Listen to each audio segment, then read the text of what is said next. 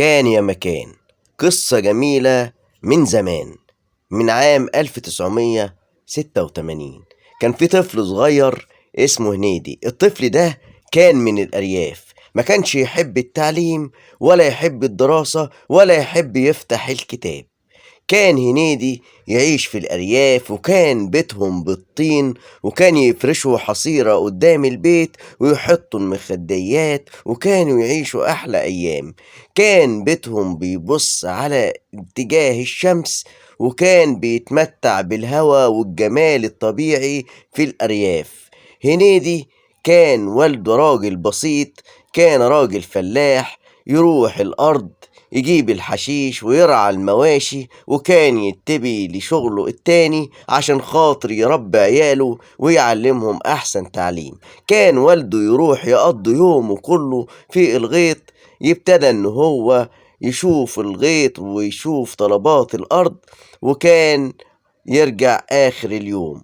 أما بالنسبة لوالدته، كانت ست بيت من الست بيت اللي هي الناس القدام، اللي كانت دايما تعمل الفطير المشلتت، وكانت دايما تعمل لهم العيش المرحرح، وكانت دايما تعمل لهم الخبز أبو لبن. كانوا يروحوا يتلموا كلهم في يوم من الأيام ويروحوا الغيط كلهم وياخدوا معاهم الجبنة القديمة والمش، وكانوا يروحوا بالعيش المرحرح والشاي ويعملوا هناك الشاي بالنعناع على القانون.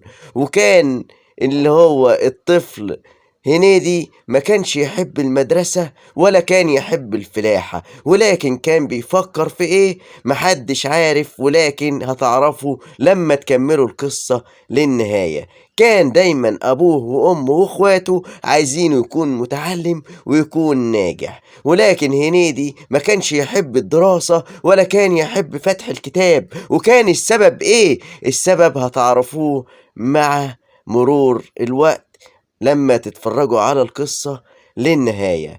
هنيدي قرر إن هو يسيب المدرسة بطريقته، يسيبها بطريقته الخاصة.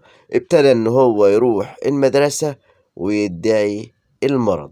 طيب ايه السبب اللي يخلي هنيدي يدعي المرض ويبتدى ان هو يفكر ان هو يسيب التعليم ويسيب المدرسة؟ هل في شيء تاني؟ ده اللي احنا هنعرفه في الحلقة القادمة ان شاء الله. القصة لسه طويلة، دي مجرد تمهيد للقصة. احنا لسه لحد دلوقتي ما بدأناش في القصة، لان القصة طويلة جدا ومهمة جدا ومفيدة جدا.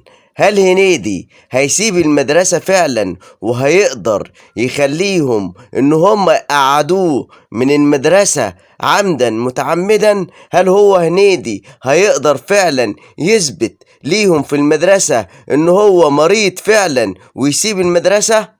ايوه فعلا هنيدي هيقدر ان هو يدعي المرض، وهيقدر هنيدي فعلا ان هو يسيب المدرسة، وهيفتح لنفسه وهو لسه سنه صغير حوالي 12 سنة، هيفتح لنفسه طريق تاني، وهيبتدى ان هو يسعى في طريق الحياة. وهيبتدى هنيدي تقابله حاجات كتيرة جدا ومغامرات كتيرة جدا، وهيبتدى هنيدي بالفعل يشتغل بدل الشغلانة أكتر من حوالي 100 شغلانة. وهل هنيدي هينجح؟ وهل هنيدي وهو خارج لسه من الابتدائي هل هيكون بيعرف يقرأ ويكتب؟ هل هنيدي هيبتدى ان هو يواجه التكنولوجيا والصناعة والعربيات؟ ده اللي احنا هنشوفه في الأيام الجاية، وانتظرونا في الحلقة التانية.